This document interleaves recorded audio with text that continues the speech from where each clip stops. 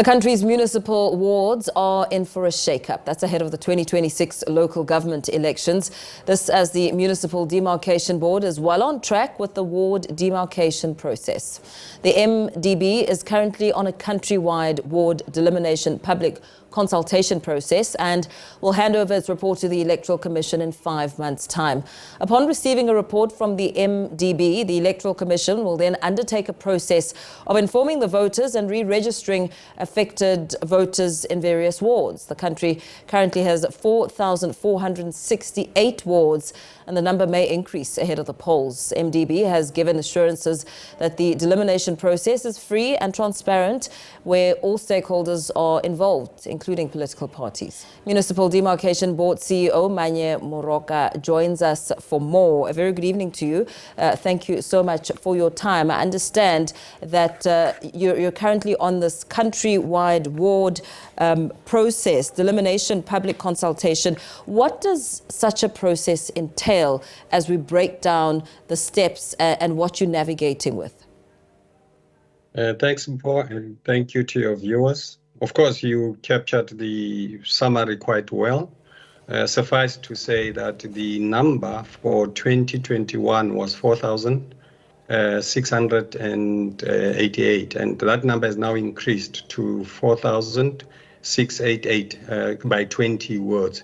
What's important is the following. Remember that the minister made a pronouncement on number of councillors per municipality, and so did the MECs. But then also that the IEC itself provided us with a voters' roll, and that voters' roll is the one that we use to make what we call the ward delimitation process. Now, I'm going to give you an example. If, for an example, there are about 20,000 voters in an area, we divide that with about 20 wards, it comes to a norm of 1,000. Now, it is that norm that we use, and that is the norm which, in the earlier version of your presentation here, I referred to 20,000, that if in the past 5 years we had 10,000 as a norm, that norm can only increase by 15% to 11,005 or decrease to 8,005. If it is more, at least a double of that figure to 20,000, we are obligated to split. Now, the important aspect of that is what we call the draft wards. That's what we use to do the engagement with members of society, which has started in earnest as of the 1st of April. Now, in those engagements, the stakeholders and the public will come forward. They will then be asked word per word as to whether or not they align with the draft words we presented to them. If they do not, they will indicate what it is that they were hoping would be achieved in terms of the MDB Act. And they will do it verbally. But we go further to say, don't only do it verbally. After we leave, we would have taken notes of what they said, but they also have an opportunity to come back to us within few days, just in writing, sort of to hone in on what is being said. And then we sort of go and prepare a research on it. It gets presented to the board, and the board will then go to the 14 days period for objections that we referred to. Just a snapshot of it.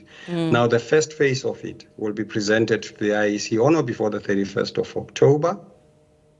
And the second phase will be done in January, because that's the one that impacts or that is impacted upon by the 13 deferred cases.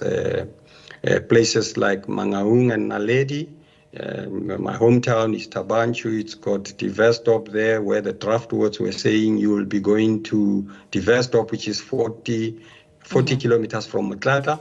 And we said, no, we're going to have an engagement. You'll indicate that it is far and that you in Mutlata are under the rule of a traditional leader, and Diverstop does not have Barolombo Seleka. So those are the things that we engage upon. As the process unfolds in these phases, we know that the Municipal Demarcation Board has in the past been criticized for failing to engage members of the public enough. For one, there'd be instances where people would just wake up and now all of a sudden hear that the ward has been changed. What instances have been mentioned that you've jotted down that you're now escalating as people verbalize them, and the request to write it down, put it on paper so that it can be recognized? There's 44 staff members at the MDB at the moment. We do not have satellite offices, but we are on the ground. Yesterday when I woke up, I was told I should be in Stenga, which is in KwaDukuza. I was there today. Tomorrow I'm in Durban CBD. On Sunday I'm in Kopis. Monday I'm somewhere. And so are the officials and the board members. Reason being, we are doing what we call a direct engagement with members of society. We speak their language. We take into consideration what they say. We beam that live. We even do video recordings. That's the reason we are doing it. In the past, there were words like we used a drone. A drone came to a rural area. It hovered over a number of people, and then it left, and suddenly there was boo, an indicator of how the words will be split. That's not how we do things. The technology we use is just an augmentation on the physical being with the members of society to make sure that their views and expressions are taken into consideration. Now, if we were to take words as they are and people see those as a foregone conclusion, it would mean, why do we then do engagement? The engagement is meant for members of society to go and take from the Constitution their rights to say, you're dividing a Manye Moroka with wife, Yes. and you're placing her 40 kilometers away. That's not correct.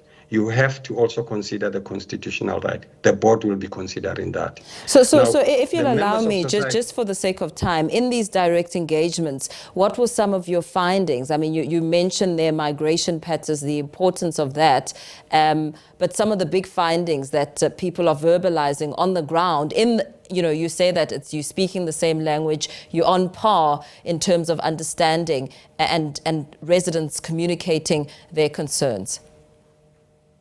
Two areas that are verbalized. It's the fact that certain areas have dwindled numbers, people have moved out. That's the negative side of it. Others, you will find a ward councillor saying, Mr. Moroka, we had 10,000 people when I was elected. Now we have 20,000. And this is what you are not taking into consideration as the demarcation. We then say to them, look, we use a voters roll and not a population register. Because with a population register, there are the likelihood of people we call in our language and your language by bay, the settlers who ought not to be there, suddenly they want to be counted. And that is not what we call quality data. We use quality data, and with the voters register, we have that. So we verbalize it in those engagements to make sure that people are assured of what happens. There are fewer places where there will be changes, and there it is what we call the hotspots. Those are the areas we are going to. Those are the areas I'm engaging with you. And Natasha is one person who has always been with us. And we even indicated to her, we will indicate the hotspots, we will go there with you, and you will see how we operate.